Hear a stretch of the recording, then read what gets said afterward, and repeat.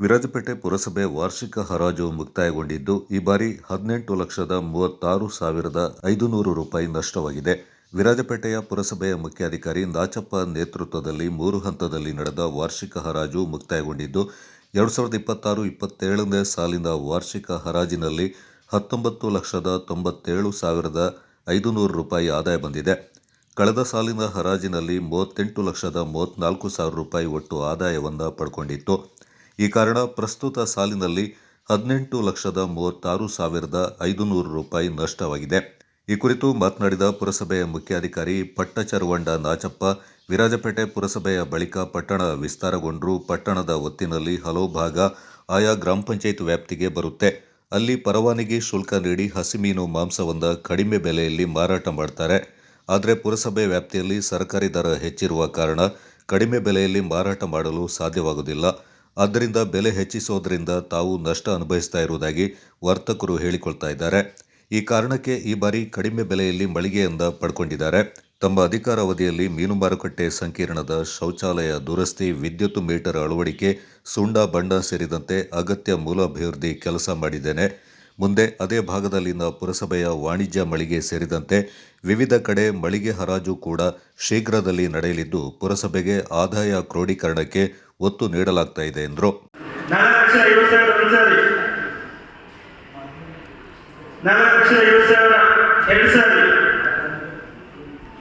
ನಾಣಯ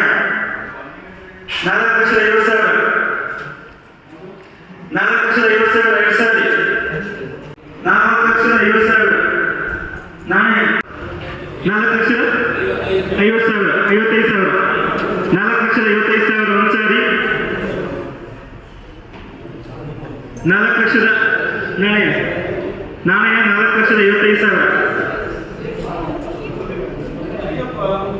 4,55,000 2 ಸಾರಿ 4,55,000 2 ಸಾರಿ ಕೊನೆ ಕಡೆ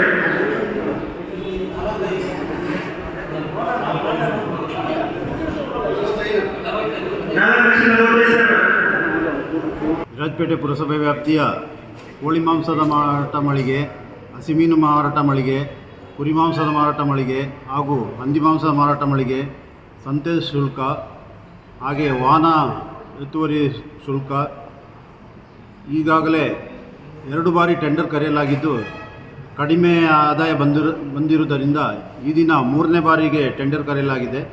ಈ ಒಂದು ಟೆಂಡರ್ನಲ್ಲಿ ಈ ದಿನ ಹಸಿಮೀನು ಮಾಂಸ ಮಳಿಗೆ ಒಟ್ಟು 4 ಮಳಿಗೆ ಇದೆ. 4 ಮಳಿಗೆಯಲ್ಲಿ ಕಳೆದ ವರ್ಷಕ್ಕಿಂತ ಕಡಿಮೆ ಬಿಡ್ಡಾಗಿರುತ್ತದೆ. ಕಳೆದ ವರ್ಷ ನಮಗೆ ಮೀನು ಮಾಂಸದಲ್ಲಿ ಮಳಿಗೆ ಸಂಖ್ಯೆ ಒಂದಕ್ಕೆ 7,03,500 ಬಂದಿರುತ್ತದೆ. ಈ ವರ್ಷ ಅಂತಿಮ ಬಿಡ್ಡಾಗಿ 4,55,000 ಆಗಿರುತ್ತದೆ. ಮಳಿಗೆ ಸಂಖ್ಯೆ ಹಸಿಮೀನು ಮಾರಾಟ ಮಳಿಗೆ ಕಳೆದ ಬಾರಿ 8,01,000ಕ್ಕೆ ಬಿಡ್ಡಾಗಿದ್ದು, ಈ ವರ್ಷ ಕೇವಲ 3,09,000ಕ್ಕೆ ಬಿಡ್ಡಾಗಿರುತ್ತೆ. ಅದೇ ರೀತಿ ಹಸಿಮೀನು ಮಾಂಸ ಮಳಿಗೆ ಸಂಖ್ಯೆ 3 6,91,000ಕ್ಕೆ ಕಳೆದ ಬಾರಿ ಬಿಡ್ಡಾಗಿದ್ದು, ಈ ವರ್ಷ ಕೇವಲ 2,62,000ಕ್ಕೆ ಬಿಡ್ಡಾಗಿರುತ್ತದೆ. ಅದೇ ರೀತಿ ಹಸಿಮೀನು ಮಾಂಸ ಮಳಿಗೆ 4ರಲ್ಲಿ ಕಳೆದ ವರ್ಷ 5,02,500 ರೂಪಾಯಿಗೆ ಬಿಡ್ಡಾಗಿರುತ್ತೆ. ಈ ವರ್ಷ 1,75,000ಕ್ಕೆ ಬಿಡ್ಡಾಗಿರುತ್ತದೆ. ಅದೇ ರೀತಿ ಕುರಿ ಮಾಂಸ ಮಳಿಗೆ ಸಂಖ್ಯೆ 5 ಕಳೆದ ಬಾರಿ 93,000ಕ್ಕೆ ಬಿಡ್ಡಾಗಿರುತ್ತದೆ. ಈ ಬಾರಿ 77,000ಕ್ಕೆ ಹರಾಜಾಗಿರುತ್ತದೆ. ಕಳೆದ ಬಾರಿ ಹಸಿಮೀನು ಮಳಿಗೆ 6 ಯಾರೂ ಭಾಗವಹಿಸಿರುವುದಿಲ್ಲ, ಅದು ಈ ವರ್ಷ 15,500ಕ್ಕೆ ಹರಾಜಾಗಿರುತ್ತದೆ. ಅದೇ ರೀತಿ ಹಸಿಮೀನು ಮಾಂಸ ಮಳಿಗೆ 7 ಅದು ಕುರಿ ಮಾಂಸ ಮಳಿಗೆ ಸಂಖ್ಯೆ 7 ಅದು ಕಳೆದ ಬಾರಿ ಯಾವುದು ಬಿಡ್ಡಾಗಿರೋದಿಲ್ಲ, ಈ ವರ್ಷ 15,000ಕ್ಕೆ ಬಿಡ್ಡಾಗಿರುತ್ತದೆ. ಅದೇ ರೀತಿ ಕುರಿ ಮಾಂಸ ಮಳಿಗೆ ಸಂಖ್ಯೆ 8 ಕಳೆದ ಬಾರಿ ಯಾವುದು ಬಿಡ್ಡಾಗಿರೋದಿಲ್ಲ, ಈ ಬಾರಿ 24,000ಕ್ಕೆ ಬಿಡ್ಡಾಗಿರುತ್ತದೆ. ಅದೇ ರೀತಿ ಕೋಳಿ ಮಾಂಸ ಮಳಿಗೆ ಸಂಖ್ಯೆ 9 ಕಳೆದ ಬಾರಿ ಯಾರೂ ಬಿಡ್ಡಾಗಿರೋದಿಲ್ಲ, ಈ ವರ್ಷ 10,000ಕ್ಕೆ ಬಿಡ್ಡಾಗಿರುತ್ತದೆ. ಮತ್ತು ಕೋಳಿ ಮಾಂಸ ಮಳಿಗೆ ಸಂಖ್ಯೆ 10ರಲ್ಲಿ ಕಳೆದ ಬಾರಿ 76,000ಕ್ಕೆ ಬಿಡ್ಡಾಗಿದ್ದು, ಈ ವರ್ಷ ಕೇವಲ 11,000ಕ್ಕೆ ಬಿಡ್ಡಾಗಿರುತ್ತದೆ. ಅದೇ ರೀತಿ ಕೋಳಿ ಮಾಂಸ ಮಳಿಗೆ ಸಂಖ್ಯೆ 11ರಲ್ಲಿ ಯಾರೂ ಭಾಗವಹಿಸಿರುವುದಿಲ್ಲ. ಅದೇ ರೀತಿ ಕುರಿ ಮಾಂಸ ಮಳಿಗೆ ಕಳೆದ ಬಾರಿ 1 ಲಕ್ಷಕ್ಕೆ ಬಿಡ್ಡಾಗಿದ್ದು ಈ ಬಾರಿ 1,08,000ಕ್ಕೆ ಬಿಡ್ಡಾಗಿರುತ್ತದೆ. ವಾಹನ ಶುಲ್ಕ ಬಂದು ಕಳೆದ ಬಾರಿ 2,93,000ಕ್ಕೆ ಬಿಡ್ಡಾಗಿದ್ದು ಈ ವರ್ಷ 1,16,500ಕ್ಕೆ ಬಿಡ್ಡಾಗಿರುತ್ತದೆ. ಅದೇ ರೀತಿ ಸಂತೆ ಸುಂಕ ಕಳೆದ ಬಾರಿ 3,44,000ಕ್ಕೆ ಬಿಡ್ಡಾಗಿದ್ದು ಈ ವರ್ಷ ಕೇವಲ 3,06,500ಕ್ಕೆ ಬಿಡ್ಡಾಗಿರುತ್ತದೆ.